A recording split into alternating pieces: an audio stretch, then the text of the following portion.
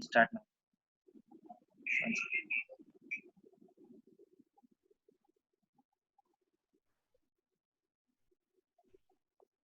Yeah, ma'am, you can start. Good evening, everybody. On behalf of Health and New Therapeutics, we welcome you to this DigiNeuro initiative. The webinar today is on dizziness and vertigo, a practical approach. Our eminent speaker today is Dr. Shivakumar R.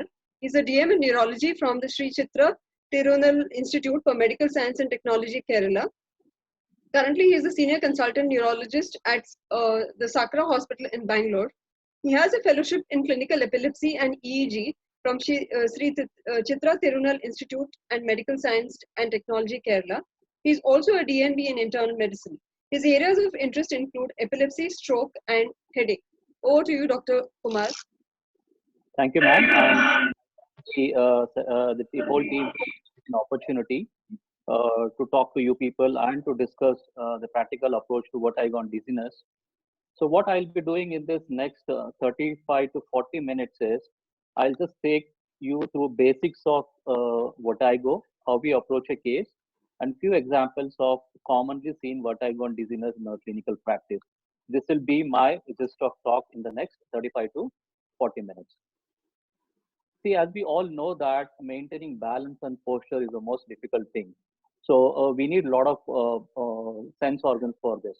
The commonly involved sense organs for maintenance of a balance and posture is vision. And then the next thing is the vestibular system. And the third one is the proprioceptive system. Proprioceptive means the sensation which are carried from the limbs, including the neck, which goes to the center in the brain and the thalamus. So these are the three sensory inputs which are required for us to maintain the balance and posture. If there is any impairment in any one of these, then you might have a mild imbalance in posture and maintenance. But if two of these are involved, then a person can have severe impairment in balance and posture. So any pathology which affects any of these systems, we are likely to encounter problems in our balance and posture. So this is what we are going to deal.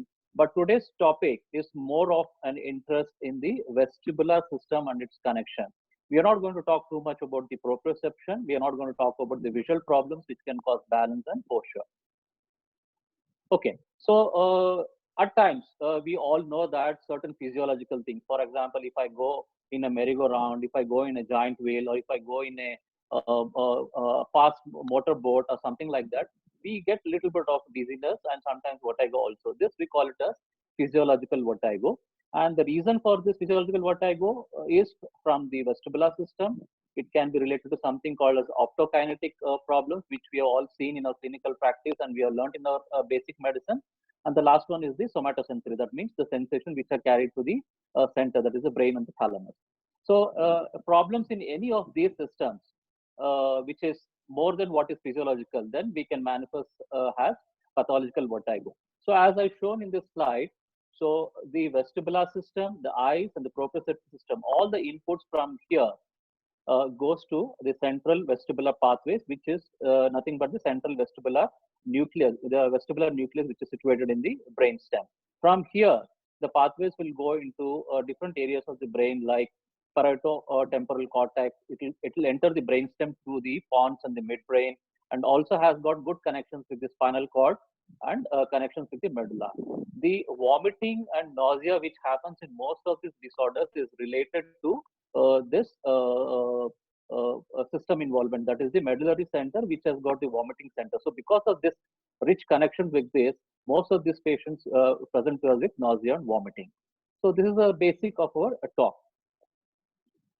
So when we see a person who has this kind of problem, whenever they come to a doctor in the clinical practice, either in the OPD or in the emergency, they come with very vague complaints. They will not be very specific. For example, as I have depicted here, that they might tell that मुझे चक्कर आ रहा है और मुझे giddiness आ रहा है. So for everything they say giddiness. So the most important thing a doctor should do at this point of time is to find out, dissect what exactly is this dizziness or chakkar, which means to the person who has come to you. So the first and most important thing what I do in my clinical practice is I wait for the patient to describe all the problems what he has got. So once he describes, then it will be very clear to know what kind of problem we are dealing with. So I'll just show you a small video of a person who came to me he straight away went and lie down on the bed and told me that this is what my problem is. So then he asked me to check his eyes. I'll tell you what is the reason why he told me to check his eyes. So he went and lied on the couch and he told, "See, doctor, my eyes are dancing. So they are moving whenever I see my eyes in the mirror. I have noticed this, and even my relatives have noted this. And when I was playing a game where there was a lot of movement which was involved in moving the neck, I found that I became very dizzy and I developed nausea and then vomiting. So then I asked him, why don't you shake your head and show me what was happening to you at that time? So in resting position, I could see that there was subtle nystagmus which was seen in the extreme of gaze. So he demonstrated this and he told that whenever I move my neck like this, you can notice that there is a gaze nystagmus which is uh, which is feeding to the right side. So the most important thing why I am showing this video is ask the patient if possible to demonstrate the problem or ask him to explain his problem completely so that the problem is very clear to you and it's easy for you to make a diagnosis.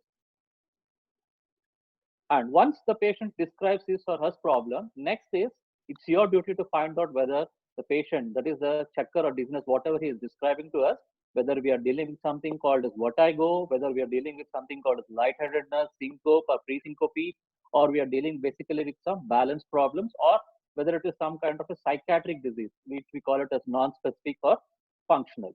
So what do you mean by vertigo in our clinical practice? So vertigo means there must be some illusion of motion while one is stationary. The illusion can be of the surrounding or it can be of oneself. So this we call it as a description of vertigo in our clinical practice. And this kind of spells can last from few seconds to sometimes it can go on for many weeks also. And what are the commonly associated symptoms in this clinical condition? They can have nausea, sometimes they can have vomiting. And the reason for this is the involvement of the vestibular pathways. And the next thing what I told you is they might have a problem called as lightheadedness or pre-syncope or syncope, which is nothing but transient slowed consciousness. Sometimes it can result in faintness and rarely they can go on to develop loss of consciousness. Usually it lasts for less than a minute and they have associated symptoms like they can feel warm, they can have visual symptoms, they rarely fall, and sometimes they have minor injuries also. And this is because of decreased perfusion to the brain, which can happen in hypotension, bradycardia, cardiac related problems, or many other conditions like that. And the third one is disequilibrium. Disequilibrium means one has difficulty in maintaining the balance. So mainly this kind of diseases are with the somatosensory, that is a proprioceptive problem. And this can go on for weeks, months, or sometimes for a long period also. The only risk with this kind of people is that they have a tendency to fall and they might fall also and they might have minor injuries. But usually they don't have this kind of vertigo or a spinning sensation. That's the most important differentiating features between the vertigo and the disequilibrium. And the pathology here lies in the multiple sensory deficits, like, for example, typical is a diabetic neuropathy. When they have large fiber involvement of diabetes and neuropathy, they can have this kind of an imbalance. The last one is psychogenic. You all know that we deal with certain persons who have a lot of anxiety, phobia, fear, psychiatric issues. They also come to us and say that they feel dizzy, they can't walk, they can't do the routine activities. But this is not pathological. This is more of a functional disease, which requires treatment from a psychologist or a psychiatrist with a little bit of medications. So I'll take you through a small case here, which will be easy for us to understand how we approach a case of vertigo in our clinical practice. So I have a 28-year-old male who comes to me to the OPD with complaint of dizziness for the past 5 days. So the description what he gave me, I just put it here. Doctor, I feel like the room is spinning. It comes and goes, and it lasts for only few seconds. And whenever I do some work in my shop, when I lift some items, keep it on the shelf, or when I move my neck up and down, I feel this gets triggered. And when I get up early in the morning, it's more. And as the day progresses, I feel the problem is getting better. But I don't have any hearing problem or tinnitus, which was on a leading question. So this is how a person with dizziness comes and describes to you. So you know that you are clearly dealing with something called as positional vertigo. Like whenever the head or neck is moving, he gets a brief spells of dizziness or vertigo. That is the classical of a description of a vertigo. So it fits into a definition of vertigo from our previous classification. And in between the attacks, he is completely fine. Occasionally, he gets nausea during the spells. Otherwise, there's no headache, no other problems, no vomiting noted by him. So this is his clinical presentation. So when I asked him about his medication, he has not taken anything, no significant past histories. One important thing which you should ask in your clinical practice is like you should ask for any head injury in the past, because head injury sometimes can trigger something called as BPPV. So you should ask if there is any trivial or major head injuries in the past or any childhood infections. That is what the most important past history one should take. And if there is any family history, because certain diseases of the ear and brain can have familial history, so you should ask. For example, migraine can be familial. So you can have certain diseases like this. So you should ask for any family history. Smoking, alcohol intake also is important for vascular diseases. So whenever we see such kind of patient in our clinical practice, we should ask 3 or 4 questions to ourselves. What is this patient having? Is this dizziness? If it is dizziness, what kind of dizziness he has got? And how should I confirm the diagnosis? And what are the tests should I do in my bedside or in my OPD for confirming the diagnosis? And how should I treat this patient? And what happens to this patient after I treat this? So these are the few questions one should answer whenever someone comes across a patient like this. So the most important 3 things which we need in our clinical practice for dealing with vertigo is a good hearing. That means you have to hear to the patient and ask a good history. History is going to tell you the diagnosis in about 60 to 70% of the patients. The second important thing is once you ask the history, then you have to think what is the most probable differential diagnosis. Based on this, you have to tailor your examination. You cannot examine a patient from head to toe. You cannot spend about 15 to 30 minutes for examining a patient. Your examination must be brief based on your thought process. The third important thing is the eyes. The examination of the eye is the most important thing one should do in the practice of vertigo. These are the 3 things which you should never forget in your clinical practice whenever you're dealing with vertigo patient. Okay, so let's go to step 1. The first step is whether my patient has got true vertigo or non-specific dizziness. So what is true vertigo? True vertigo, we have already seen the definition. It is nothing but a sense of motion when someone is stationary, either himself or the surroundings. So what do you mean by non-vertiginous dizziness? Non-vertiginous dizziness means it can be very vague, like patient might describe you saying that my head is heavy, mera sir bari hai, I feel like I'm floating on water when I'm walking, I have imbalance, I feel sometimes there's blurring of vision. Some people rarely say diplopia, some people say I become like fainting, but I don't lose my consciousness. These are the various non-specific things they describe to you. So this and all does not fall into the category of true vertigo. And as we have seen in our previous case, all the sensations of vertigo can come like this: spinning, feeling drunk-like sensation, motion sickness, tendency to fall to one side, or feeling of floating sensation. All these things suggest to us that it is a kind of a true vertigo. Whenever you have such kind of symptoms, you should label them as true vertigo. So once you have labeled them that he is suffering from true vertigo, the next important thing is ask him how much is what is the duration of your spells. So some people say that the vertigo or dizziness is always there. So then we call it as continuous. Some people say it is only episodic. Episodic means like it comes in for few seconds or minutes and then he is fine again. It comes. That is called as an episodic. And the next after this, you have to ask him what is the duration. Duration means like whether it is few seconds or whether it is few minutes, few hours, or few days. So based on this few seconds, whether it is episodic or constant, whether it is a new onset or whether it is there for quite some time, I put a small table here where you can classify it as episodic, which lasts for only few seconds. It can be BPPV or it can be something called as vestibular paroxysmia. Vestibular paroxysmia is nothing but a condition which is due to irritation of the 8th cranial nerve because of an abnormal blood vessel. So because of this, they can have short spells of giddiness, which can happen up to 20, 30, or up to 100 times in a day, and they're very brief. How do you treat this condition? We give usually medications like carbamazepine or oxcarbazepine, gabapentin. These are the medications which can control this. And for symptomatic vertigo medicine, we give it for a short period of time and then we stop it. The next condition is, which happens to minutes to hours, is it can be something serious like a TIA or a stroke. It can be something called as vestibular migraine, which I'll discuss with you later. And then we can have something called as Meniere's disease. If it is constant, happening for many hours or days, then always think of a condition called as vestibular neuritis or stroke or CVA, which has happened in the past.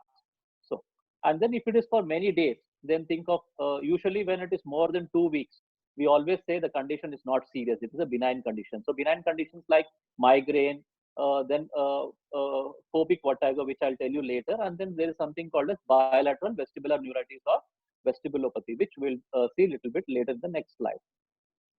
So that is about the duration. So when someone comes to with history of dizziness for the first time, so whenever someone comes to with history of first time and if it's continuous, we always make sure that we are not dealing with a condition called posterior circulation stroke or an infectious process called as vestibular neuritis.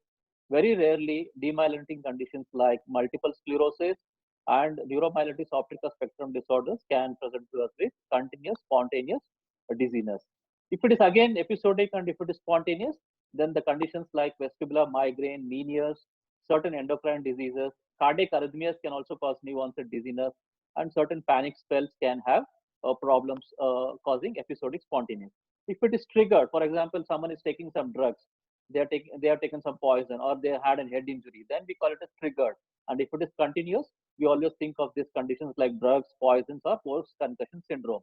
If it is triggered, for example, by neck movement, I move my head or neck and then the events get triggered, then we usually commonly think of a condition called as benign paroxysmal positional vertigo, which we will discuss a little bit in detail in the subsequent slide, and a condition called as orthostasis. Orthostasis means postural hypotension. Whenever they stand, the blood pressure or the heart rate may vary, and because of this, they might develop dizziness. But this dizziness will never happen when they are lying down because there is good perfusion to the brain. So these are the conditions which one can think whenever someone comes to you with history of new onset of dizziness. Okay, so this is what I have put it in a table form. If someone says change of posture, consider as BPPV. Someone comes with history of head trauma and it increases with cough or lifting some sudden weights or hearing some loud noise, straining during bowel movement, then think of a condition called as perilymphatic fistula or canal dehiscence syndrome, which is usually ENT problem, which happens post surgery or post head trauma. Okay, and there are certain triggers, as I told you, that head movement. So if it is not happening because of head movement, if it is happening only during rest, then you can think of acute vestibular neuritis, downbeat nystagmus, vestibular migraine, or Meniere's disease. If it happens when someone is only walking and it does not happen in any other posture, then think of a condition called as bilateral vestibulopathy. And if it happens when someone is turning the head, other than BPPV, it can happen in bilateral vestibulopathy or something called as vestibular paroxysmia. Vestibular paroxysmia can also get stimulated whenever someone does hyperventilation. So in the bedside practice, even you can, if you have a suspicion of vestibular paroxysmia, you can just ask them to do some hyperventilation, about 20 to 30 breaths in a minute. Then you can bring out this symptoms of vestibular paroxysmia. If someone has got something of anxiety, fear of falling, all those psychiatric, psychosomatic symptoms, then we are dealing with a condition probably called as phobic postural vertigo, which is also very common in our clinical practice. Okay, so after this, then the next thing is what are the associated symptoms, what they come other than vertigo. If they have hearing and tinnitus, then you have to think of an Meniere's disease, which require more of evaluation from the ENT point of view with an audiometry. And if someone has got headache, nausea, vomiting, photophobia, phonophobia, always think of migraine. And if someone has come to you with history of redness of eyes and with keratitis, there is a vasculitic condition called as Sjogren's syndrome. One has to think about this. It's a very rare condition, but still you have to keep in your mind. And if someone has got history of prior neurological problems or they have some neurological deficits when they have come to you, think of stroke, demyelination, which we have already discussed. And when the imbalance is more than vertigo, always think of bilateral vestibulopathy, which can be due to drugs or Meniere's disease. And there is another condition called as oscillopsia, which we must have seen in our practice, where they feel that whole environment goes to and fro as if they're walking on something like a spring or something. So this can be jerky or smooth. Depending on this, you have to just examine and see the eyes. In case of oscillopsia, you can see something like a pendular nystagmus. So whenever they have pendular nystagmus, the classical example is congenital blindness. Kids with congenital blindness can have pendular nystagmus. So whenever you ask them, they tell you that they have some kind of an oscillopsia. So this has to be differentiated because this does not require any investigation or does not require any treatment like anti-vertiginous drugs. So this is the first step how you deal with a patient with vertigo. The second step is you have to find out whether a person what you have dealt now has got a peripheral cause of vertigo or a central cause. So what is this peripheral cause? I told you that peripheral cause is nothing but the vestibular system, the nerve connecting the vestibular system to the brain stem. That is the vestibulocochlear nerve and the junction of the brain stem and the vestibular nerve, CP angle. These are the three things which comes in the peripheral cause. The central causes is what? The brain stem, cerebellum, thalamus, and the cerebral cortex. These are the central causes which can cause vertigo. It's very important for us to differentiate because central causes can be serious, and if serious means they can even sometimes die suddenly. So we need to differentiate and make sure that we are not dealing with this kind of a serious issue. So based on this peripheral and central, I have classified the causes for this peripheral and central, which we already discussed. If someone is interested, they can come back to this slide, or you can request me. I can send you the slides to you. So once you have heard the history and your thought process is going on that, okay, I'm dealing with such kind of patient, then try to examine the patient. So try to look in for the vitals, see if the oxygen saturation is fine. If you have a doubt of orthostatic giddiness, then always check for standing BP. If the standing BP goes low when compared to the supine BP, always suspect whether someone is having orthostatic hypotension. Then, if possible, do a brief ear examination to see if there is any ear discharge or an infection. With the help of your simple tuning fork, find out if there is any hearing problems. And then the next thing is look into the eyes. How to look into the eyes? Examine the eyes. I'll show you a few videos of that. Look for something called as nystagmus and do a brief neurological examination to find out if there is any deficit. Little bit about this eye examination I'll show you in the subsequent slides. So this is the gentleman who came to me with a history of dizziness.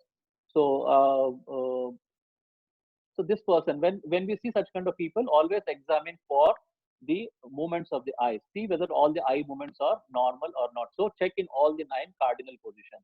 So once you have checked the eyes and if there is no nystagmus, the next step what you are supposed to do is a test called as Dick-Hallpike's test.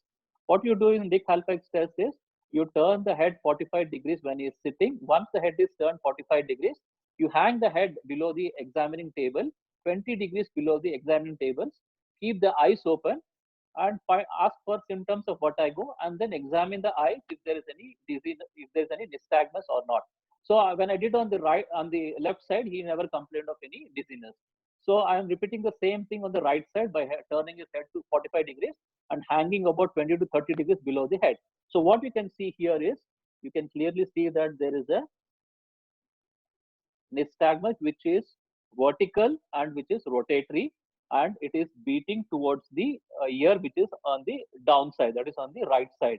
But the right eye is not clear for you in the video. This is how a nystagmus which can be seen in a patient with benign paroxysmal positional vertigo. So when you have this clinical sign in your bedside, you are sure that you are dealing with BPPV, and then you think of doing whether investigations or whether you do want to do any more maneuvers or not. So what is the hallmark of nystagmus in BPPV? It's usually jerky, it is horizontal plus rotatory, and it is unidirectional. Unidirectional means we always tell the direction of the nystagmus as the one which is towards the fast pace. If the fast pace is towards right, we always say it is right. So when you ask the patient to look into right side, the nystagmus is beating to the right. When you ask him to look to the left, still the nystagmus is beating to the right. That is called as unidirectional nystagmus. By chance, if the nystagmus which is beating to the right on the right fast on the right side, when you ask him to look to the left side, if it changes its direction, that is called as bidirectional or direction change in nystagmus. So something which changes on looking to the other side is suggestive of central cause, not of peripheral cause. If it does not change its direction, it is usually peripheral. So that is a clue for us when we examine the patient. So based on this nystagmus, what you see, you can make out whether it is central or peripheral. In case of peripheral lesion, usually there is a delay of 5 to 10 seconds before the nystagmus starts after you push them into the Dick-Hallpike's maneuver. And usually after this, you see the nystagmus which lasts for about 30 to 40 seconds. And then when you do it repeatedly, the nystagmus gets fatigued. And whenever you make them sit straight after the Dick-Hallpike's maneuver, you can see that the direction of the nystagmus changes. If all these 4 things are present, you're pretty sure that you're dealing with peripheral problem. If these things are not there, like there's no latency, the duration is more than 1 minute, there is no fatigability or reversal of nystagmus when you make them sit, then you should always consider central cause.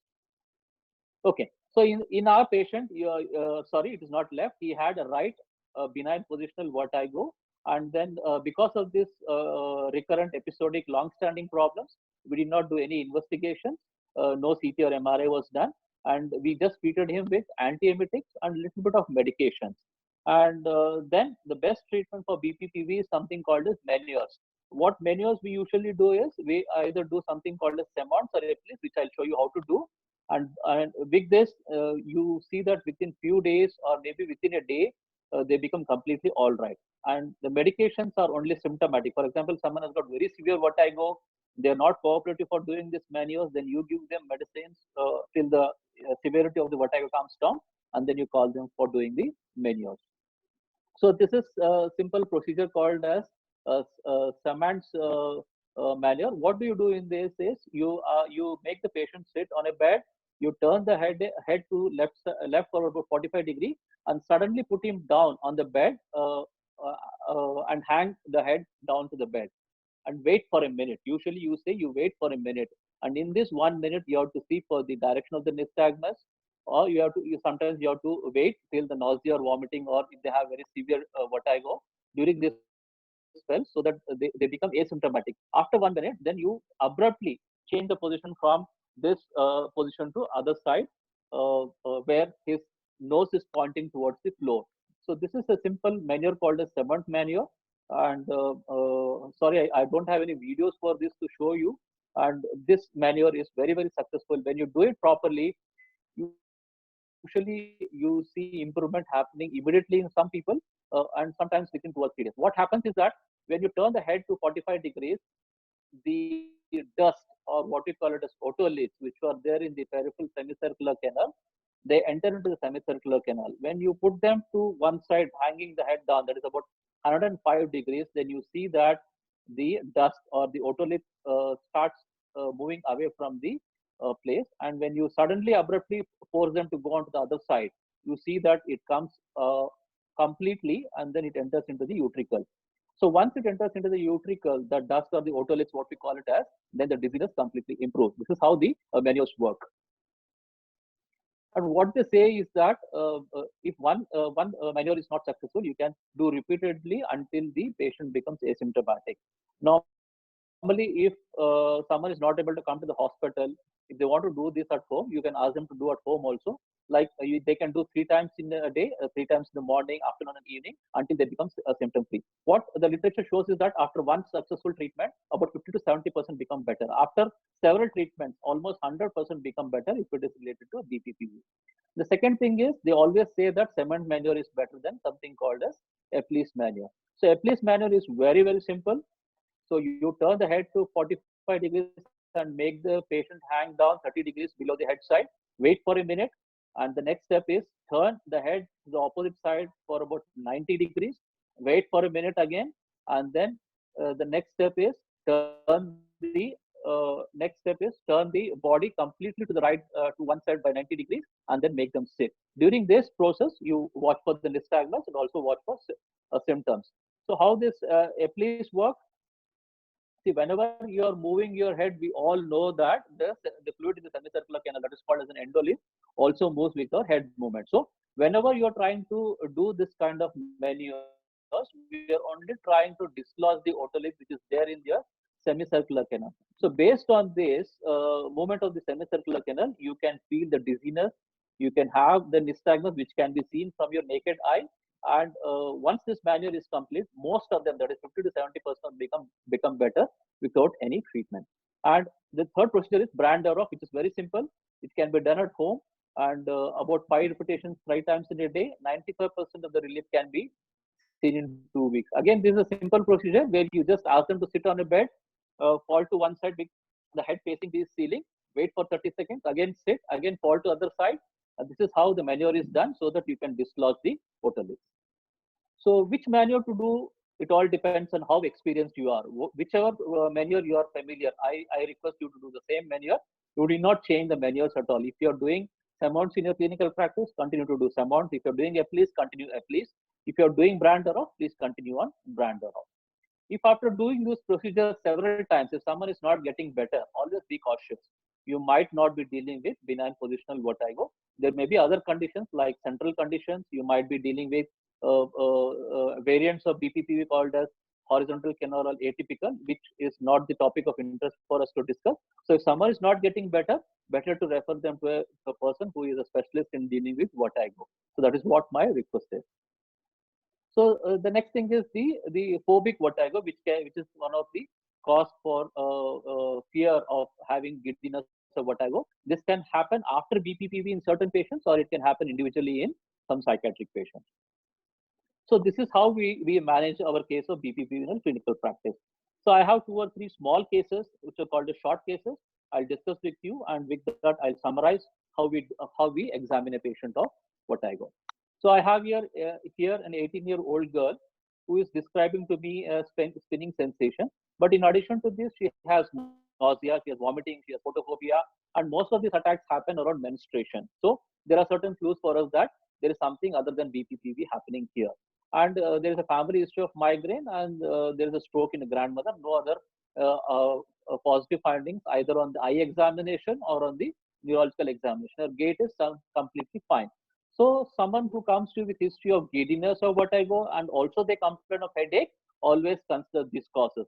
The most serious causes are intracranial causes like tumors or stroke, and the benign causes like migraine or any ear infection can also present with vertigo with headache. So always think of serious causes. Rule out the serious causes before you tell the patient that you are dealing with migraine or an ear infection. So how do you diagnose migraine? They have features of migraine on the history, nausea, vomiting, photophobia, and phonophobia. Sometimes headache may not be the forefront complaint. It would have been there in the past, or in several episodes, there may not be headache. Only in few episodes, headache may be seen. So, or sometimes the patient also might tell you that I am having sinus problem, acidity, or spondylosis. Some other vague complaints they might tell. You should specifically ask if there is any history of migraine-like headaches or not. If they have migraine-like headaches, it could be a big chameleon. Like it can mimic any conditions either intracranially or in the vestibular system. So one should be very cautious in diagnosing vestibular migraine.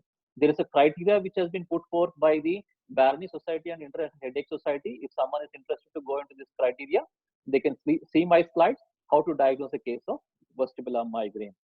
So once you made a diagnosis of vestibular migraine on the history, then you do a brief examination. Most of the time, examination is normal. Do not forget to examine the fundus to rule out a condition called as benign intracranial hypertension. Then once it is done, then look into the eyes if there is any signs of BPPV like nystagmus. You do the Dick Halpike. If it is negative, then it rules out that probably they may not have a peripheral vestibular problem. And if you find any unusual signs or any red flags or something which you feel is fishy, not able to explain, then always go ahead and do a scan. For example, in this patient, we did a scan for someone who came with headache and dizziness. It was very non-specific. But what we saw in this was that there was a tumor which was there in the CP angle, which was infiltrating, which was almost compressing the cerebellum and the CP angle and on the vestibular nerve. So she also had a mild hydrocephalus. The hydrocephalus was the one which was causing the headache-like spell. So you should be very cautious whenever you're dealing with such kind of conditions. So how do you treat vestibular migraine? It's the same as migraine. So however you treat migraine, the same medications will be helpful. But always try to choose a medicine which does not have dizziness or giddiness as a side effect, because it can aggravate. Symptomatically, you have to use vertigo medications to reduce the vertigo along with migraine medications. And you should ask them to maintain a headache diary and come back to find out the triggers. And treating the triggers also is a treatment for migraine. If someone has got very severe headache, can you use triptans in people who have got vestibular migraine? Yes, definitely you can use triptans. Triptans has positive effect on attacks of vertigo, but only thing what the literature has shown is that zolmitriptan may not be very useful. So you can use other triptans like sumatriptan. You can use rizatriptan. Zolmitriptan, what they say, may not be useful for vestibular migraine. Okay, that is about how you deal with vestibular migraine, which is another common cause for vertigo. And then the third case is a very important case for us. It's a 37-year-old male who does not have any problems in the past. He comes to the ENT doctor with history of giddiness and vomiting. He does not have any other complaints, and the ENT doctor treated him assuming that it could be an vertigo.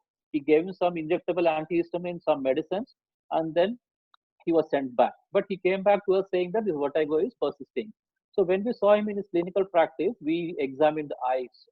So you know that the ENT doctors, general practitioners, often they don't do a complete eye examination. So it takes only 2 minutes for you to just look into the eye. When we looked into the eye, he had a horizontal rotatory nystagmus, which was looking like a BPPV. Other than that, he never had any abnormalities. And the scan what he brought, which was done by the ENT doctor, was completely normal. And the ENT doctor had done BNG, he had advised for physiotherapy because he also complained of some neck pain. So bear in mind, neck pain could be a symptom of serious disease, or sometimes it can be a symptom of migraine. So you should be very, very careful when you're dealing with this patient. So when I examined this man, he had a short neck and he had a sprangled shoulder. Other than this, there was nothing. So when I looked into the eye, he had left rotatory nystagmus, otherwise no neurological examination. So this was his presentation. So what we did is we repeated a scan because we thought there is something wrong which we are missing. 37-year-old man coming with short neck, having sprinkled shoulder, some neck pain, and dizziness which is not responding to medication. So whenever you have this kind of red flag, do not hesitate to repeat a scan. What happens is in case of posterior circulation stroke, early scan can be normal. Subsequent scans when you do, for example, after 48 hours or 72 hours, it can pick up infarct. So you should be very, very careful in the posterior circulation. Always repeat a scan whenever you feel that you are dealing with posterior circulation problem. So what you are seeing here is there is a tiny infarct in the cerebellum on the right side. Again, one more diffusion scan you can see here. There's a infarct in the cerebellum on the right side. So when you look into this ADC images, you see that there is darkening in the place where the bright signals are seen. So there is reversal of diffusion effect, indicating that it is an acute infarct. So after this scan, so we did an angio. Angio was completely normal, and then he did not improve. Again, his symptoms worsened. We repeated another scan. In another scan, again the infarct size was increasing. Again, we did a CT angio. CT angio was not showing anything. We were a little bit worried. What is the reason why his infarcts are increasing? So then we decided to go ahead with something called as an angiogram to find out if there's anything which we have missed on the routine CT and the MRI. So when we did a angio, during the angiogram, our intervention person did something called as provocative angio, where they turn the neck and then try to take shoots to find out if there is any kinking of the vertebral artery, which can happen in people with short necks. So this is what it is. So when they read this vertebral artery, I'll play the video again for you. So you can see that in this video, you can see the dye moves up, and abrupt cutoff is seen. Beyond that point, it is not entering.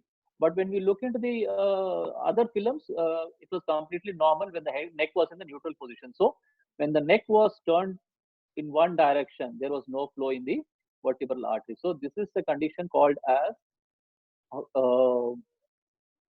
rotational vertebral artery syndrome, where the vertebral artery can get kinked whenever the neck is being moved. So such kind of conditions can be seen in people who have got skeletal abnormalities like Klippel-Feil syndrome or such kind of things. So you should be very, very cautious.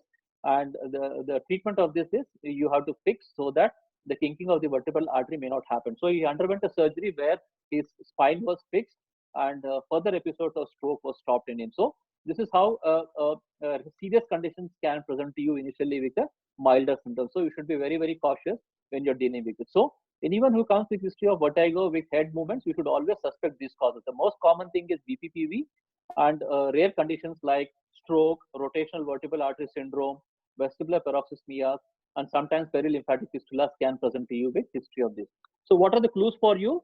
There are certain things called as deadly Ds, which are called as bad signs. So if someone has got diplopia, dysarthria, dysphagia, dysphonia, dysmetria, dysesthesias involving only one half of the body or one half of the face, or someone suddenly comes to you with history of drop attacks, or someone feels that there is distortion in the image whenever they are walking or sitting. So all these three things suggest that they are bad signs, and you should always investigate these people to the maximum extent to find out the cause.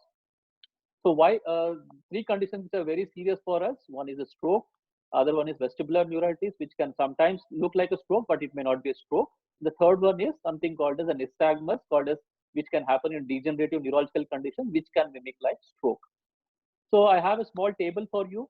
If someone has got tinnitus, deafness with vertigo, if there is with tinnitus, deafness, and if it is benign, happening for more than for a long period of time, always consider Meniere's disease. If it is happened for the first time within first 24 hours, always consider TIA.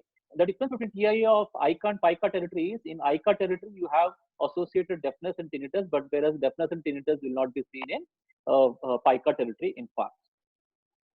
So this is the again showing that ICA and PICA territory in fact they can present you with history of vertigo, tinnitus, and deafness, particularly in ICA territory. So if someone comes to you with symptoms more than 24 hours with vertigo, it can be a stroke. It could not be a TIA. That's the only difference between these two. Okay, so what are the red flags? Red flags mean someone comes to you with history of multiple episodes of dizziness who are not responding to your manuals which you have done, or during the or any lateral.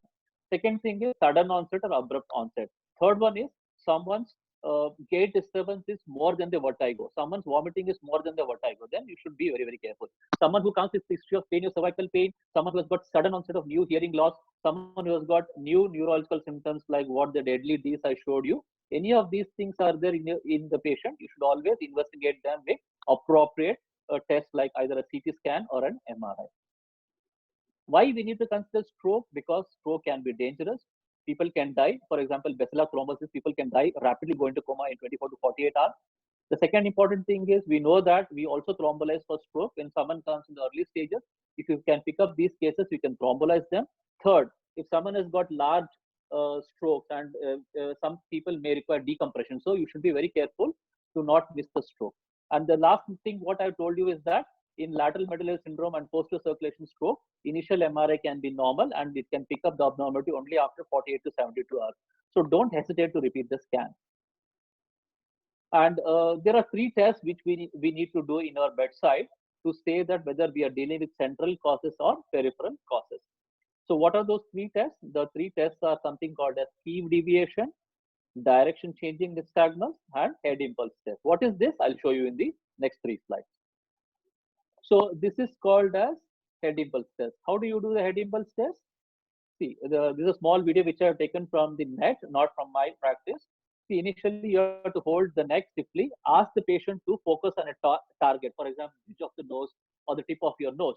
So you gradually do the passive neck movements, and abruptly you should do sudden tilting of the head from 20 degrees lateral to the midline.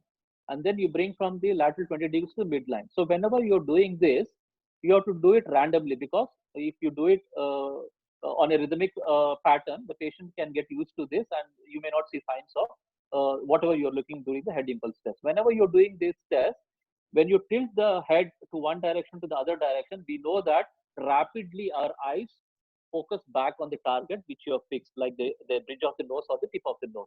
Whenever there is a lag, for example, you tilt the neck, but eyes moves the second step, or like you see some kind of a saccade correcting that, then you call it as abnormal head impulse test. The most important thing is the head impulse test is abnormal only in peripheral disorders. The head impulse test will be normal in central disorder. So when it is normal, one should be very, very careful.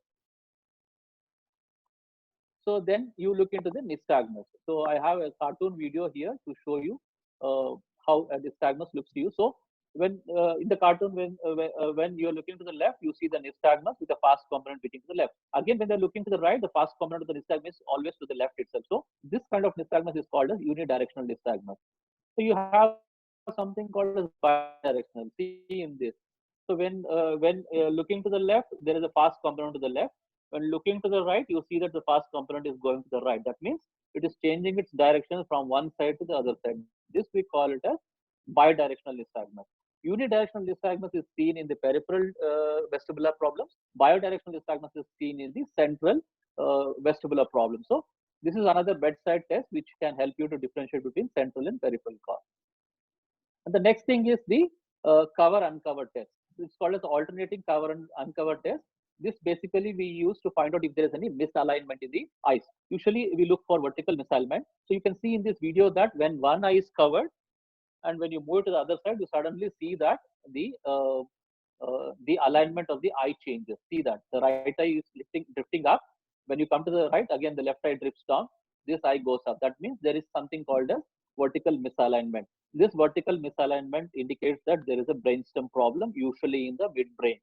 So you see this in your clinical practice. Always think of central cause and do the imaging. Okay. So when you have all these three signs put together, one individual sign may not have a good sensitivity or specificity. When you have all these three positive in a particular patient, this is 100% sensitive and 96% specific for picking up central vertigo. And last two or three slides. So we can have something called as vestibular neuritis. I had a young male who came with some skin lesions on the left side and skin lesions in the ear, a lot of pain in the ear, nausea, vomiting, and on examination he had facial palsy on the left side.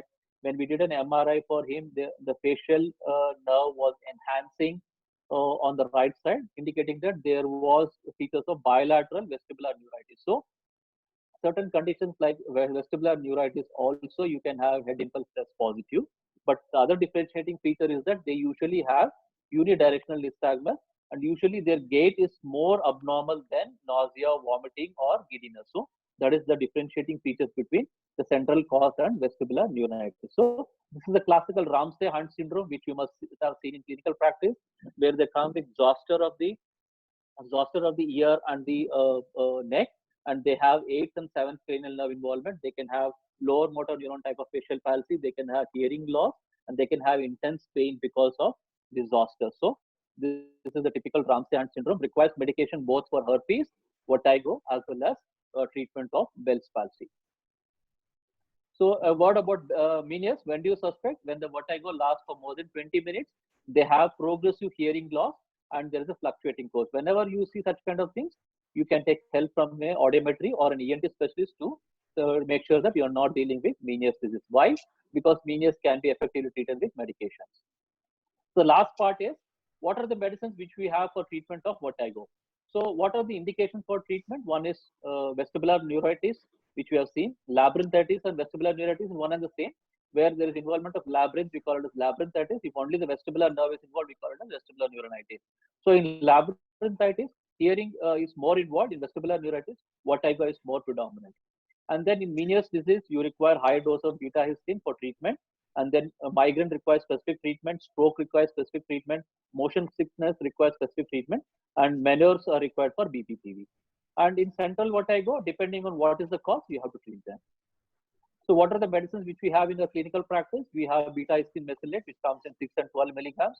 We have meclizine. We have dimenhydrinate as a combination with cinnarizine, or a plain dimenhydrinate tablet also is available. You can have injectables like propyrazine, what we call it as Stemetil, in our clinical practice, which comes as 12.5 milligram per ml, which we can use. The only thing which is a caution for you when you're using these medicines is, always be cautious. They can cause something called as orthostatic hypotension, and they can come to the history of postural giddiness. So you should be very, very careful. So to summarize, if someone comes to you with history of dizziness or vertigo on the history, and then try to make sure whether they have dizziness or vertigo or pre-syncope or lightheadedness or something called as disequilibrium. I have described to you what is pre-syncope and disequilibrium in the first slide. And if you're not dealing with pre-syncope or disequilibrium, then probably you're dealing with vertigo. And if it fulfills the definition for vertigo with nausea, then try to find out if you can label them as some subtype of vertigo. If you have something called recurrent episodes of vertigo lasting for a few seconds to minutes, and which is triggered by head movement, probably you're dealing with BPPV. So what is the treatment for BPPV? You do a Dick Salpike maneuver, and if it is abnormal, you confirm the diagnosis. And if the manual what you've done is normal, then you have to consider whether you're dealing with atypical forms of BPPV or you're dealing with something which is looking like BPPV, but it's not a BPPV. And then you have second condition, like you have recurrent episodes of vertigo lasting for a few minutes to hours, which is not satisfying the criteria for BPPV. Then you have to think of vestibular migraine or Meniere's disease. And then you can take help of an ENT or an audiometry. If audiometry is showing features like low frequency hearing loss, or there is a hearing loss on one side, then probably you're dealing with Meniere's disease. If there is no hearing loss, no auditory symptoms at all, probably you can assume that probably you're dealing with a condition called vestibular migraine. Please note that vestibular migraine is a condition which is a diagnosis of exclusion, and you have to exclude certain conditions before you say you're dealing with vestibular migraine. The third condition is you have a single episode of vertigo lasting for many days to weeks.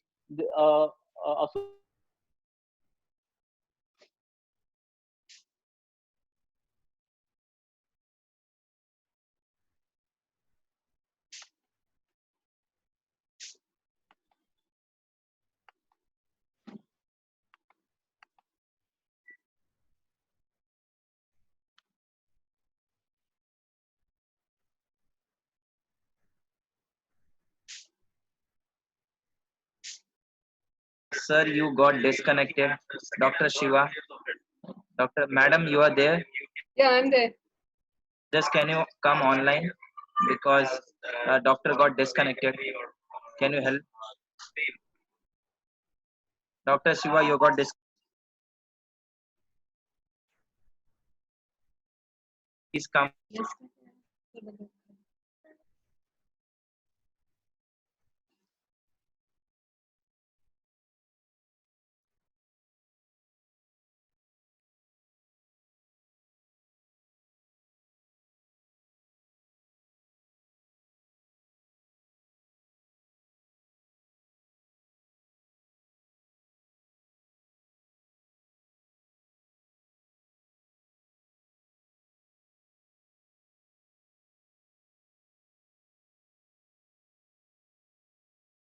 Ma'am, sir is got disconnected. Can you come online? Can you say to viewer? Yeah. Say viewer that we are getting back. Just give us a moment. We are coming back to you. Hello. Doctor sir, now you are back. You got disconnected. Continue.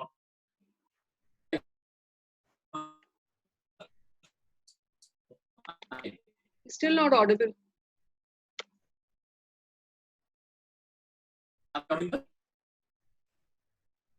Hello. Hello. Hello.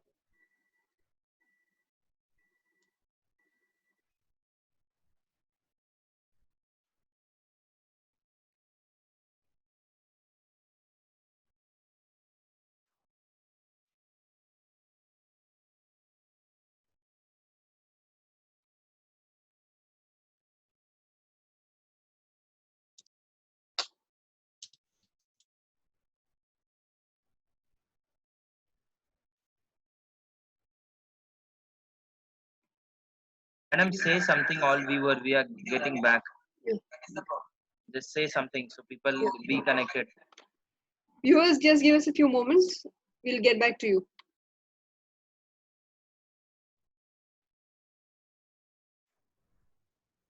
I think we have a temporary connection issue. Just bear with us, please.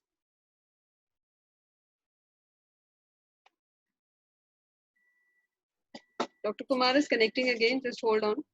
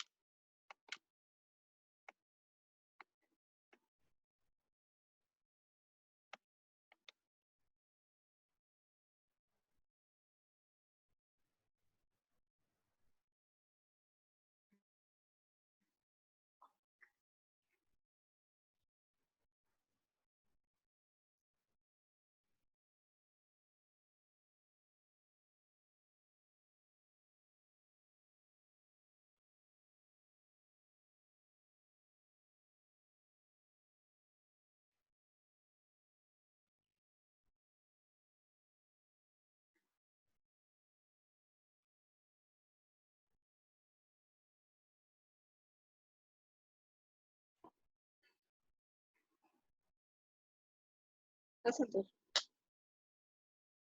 Hmm. Oh, it is that thing.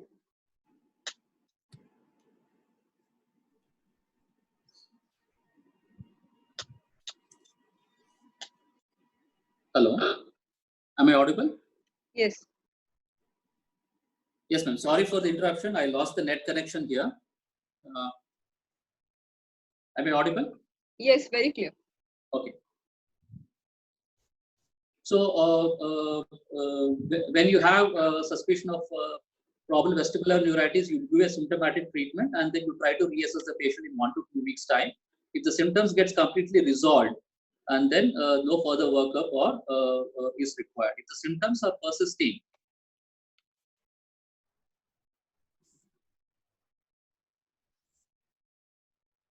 so then you have to think of doing some imaging studies in there. And particularly if someone is elderly who have got vascular risk factors, so always be cautious, because they might be a case of stroke or something which is presenting to you in this kind of a vestibular neuritis like presentation. So if that is the case, don't hesitate to do a CT or MRI in the early stages. And then you have someone who has got continuous vertigo, you have an abnormal HINTS examination of someone, then probably you're dealing with some central cause for vertigo. In those situations, you might have to take help of MRI with MR angiogram or any other investigation like PSA.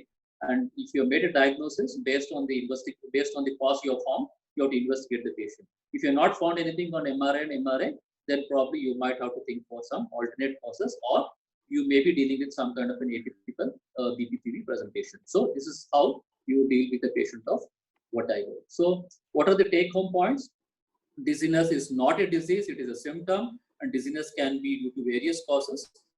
A good history and physical examination, you will be able to differentiate between the peripheral cause of vertigo and the central cause of vertigo. And then if you are not sure whether it is a peripheral or central, and if you find some kind of a red flags, then you have to take help from investigations like CT and MRI. So be cautious when you're dealing with this kind of patients. Thank you very much, and thank you for your patience hearing. I'll be very glad to take up questions from you. Yeah, there are several questions which have come up. The first one is from Dr. Shami from Agra. What is the bedside test for vertigo for a busy physician in his OPD? See, a busy physician requires only 2 minutes of examination for such kind of evaluation. Only 3 things you should look.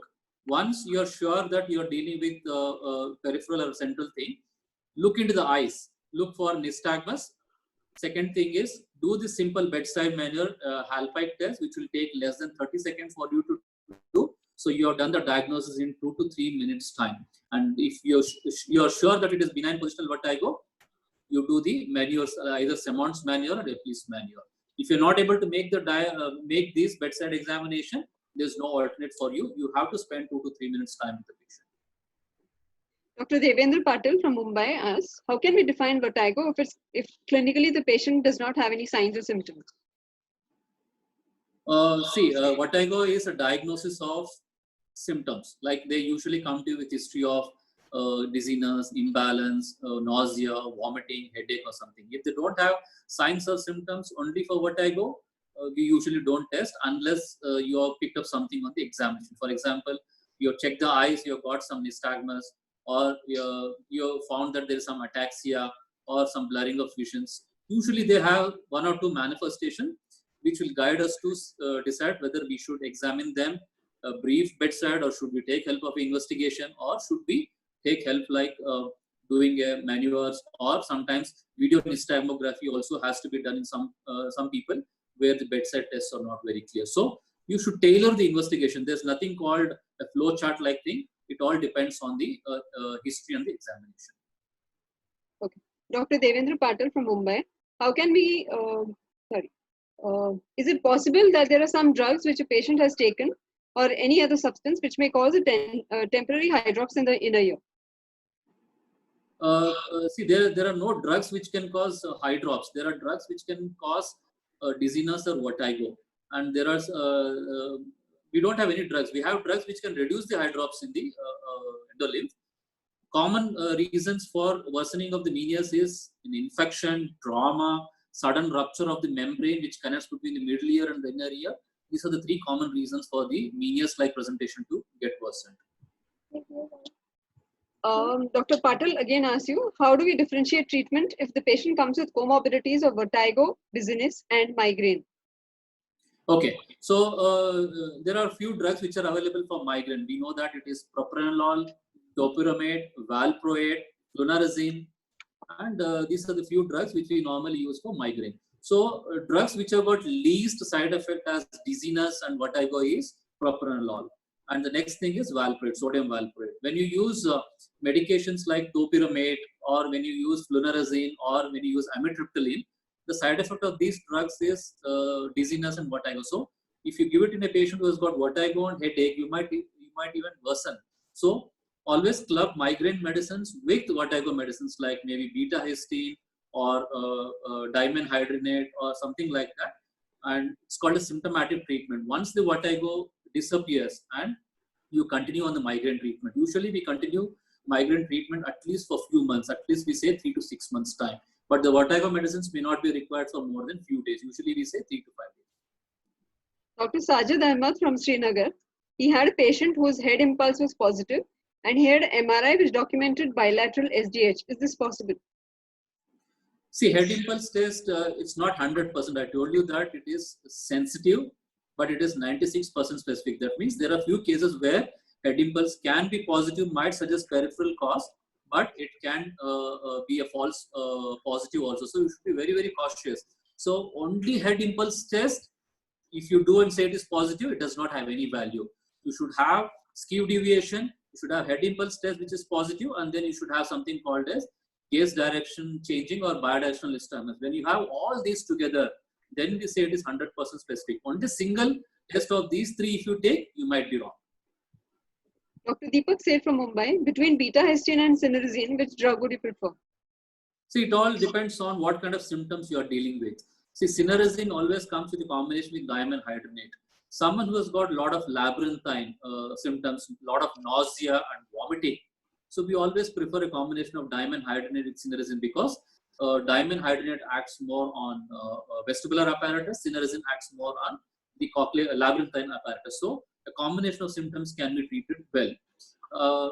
Beta-histine is more of a treatment for Meniere's disease and a little lesser of option for vertigo because beta-histine acts by basically increasing the blood supply to the vestibular structure. So cinnarizine and dimenhydrinate is good if someone has got a lot of nausea and vomiting, and it's a good drug.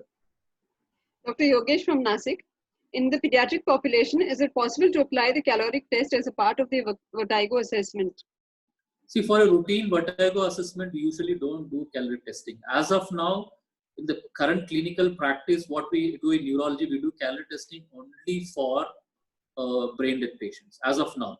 And someone who is running a vertigo clinic, then they do this caloric testing to differentiate or to find out if there is peripheral vestibular system involvement. As a routine practice, I say that we don't do caloric testing in routine neurology patients.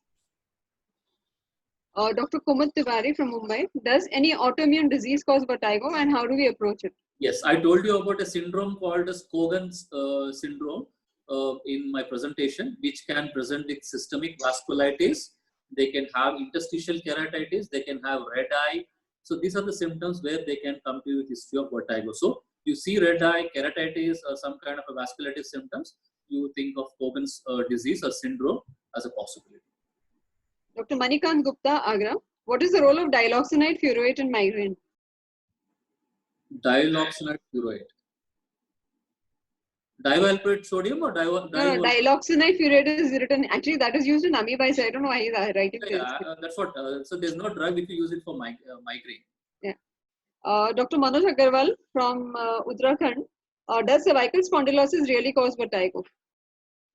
See, there is a debate going on whether there is an entity called as cervicogenic dizziness or vertigo. That means people who are presenting with neck pain, they also present with dizziness or vertigo. So there is an entity called as cervicogenic dizziness.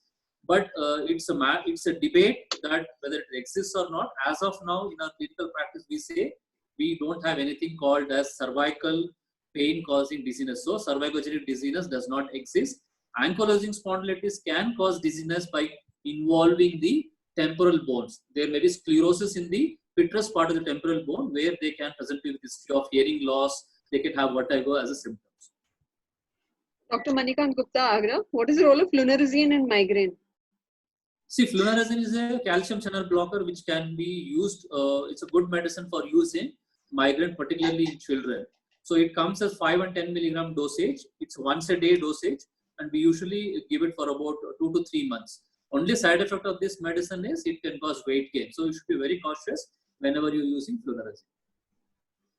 That was the last question. Thank you, Dr. Kumar. On behalf of Health and New Therapeutics, we would like to thank you, Dr. Shiv Kumar, for this Thank you, lucid ma'am. and interesting presentation. We also would like to thank the audience for their kind attention. Thank you. Thank you. Thank you very much.